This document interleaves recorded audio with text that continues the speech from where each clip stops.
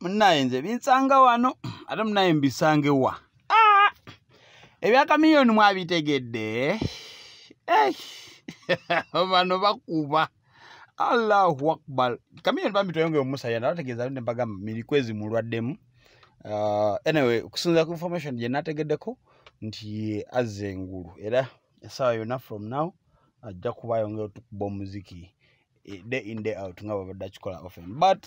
ate amapya agali ku dokita wange gwe gukuba nti no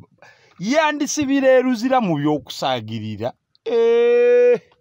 osaaga sibambi bagamba enkya n'eggulo wano nti bannaye tweyongeye okusabira abayimbi baffe wano naye nga kamiliyoni gwe mmanyi obulungi ennyo n'owulira omukulu ono okutuuka mu mbeera eno kyaddiridde okuba nti waliwo omukyala yavaayo sometime back n'agamba nti yawa kamiliyoni sente eziwererako ddala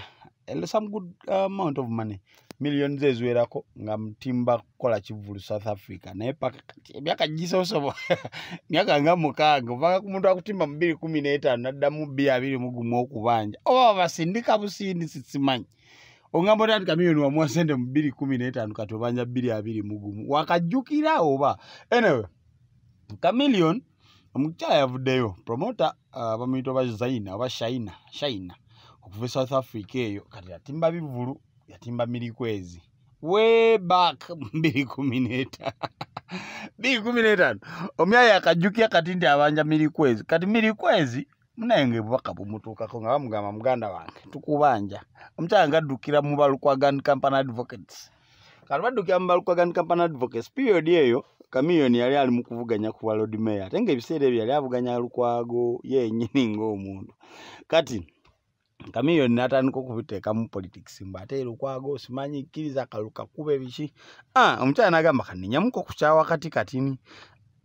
okukakananga kaluka wedde munaye Lord Mayor wange nga bwe byatambula bwe bityo byatambula kike mutamanyi oluvannyuma ng'omukyala akola ki atusa bupya omusango ng'agenda mu Balukwago era ogwokubiri ng'awawaabira kamiliyoni mu kumuwawaabira ng'agamba omukulu ono gwe mulaba ssebo bamusasula sente mu 2015 ogenda performing South Africa n'atalabikako omukyala n'asaba kamiliyoni n'amuwa date endala 2016 tuyingidde 2017 tuyingidde 2018 2019 omwaka ogwedde 2020 ne muguno gwe tuli mu 2021 kamiliyoni tataningangako apu kati omukyala n'agamba munaye kati nkole ntya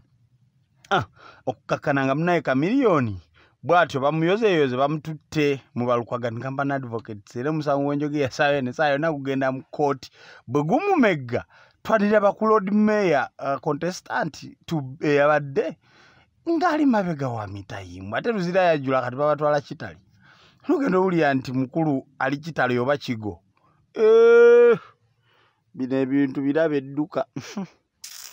soka tusabye Dr. Jose Kamiliyoni naye omukyala alemeddeko agamba ayagala ssente ze ewakiri kamiliyoni aperforming ekimu ku byo ate kati azaagaliramu amagoba ye kamiliyoni mukozaako yagamba kimu omukyala Yesu yamuwa ssente era akikkiriza takigaana naye yamuwa ne visa kati visa gye yamuwa mbu yali ya visit visa ate nga ye kamiliyoni engeri gyali professional doctor professional musician tasobola kukola bintu bya kisiru mwalabye ebyatuuse ku Omale kugenda kujja Uganda ng'oyimbira ku visit visa wali eri oba olina kuyimbira ku ki ku visa eri serious balina okuwa work permit ogenda nga employee ogenda nga agenza okukola esegeera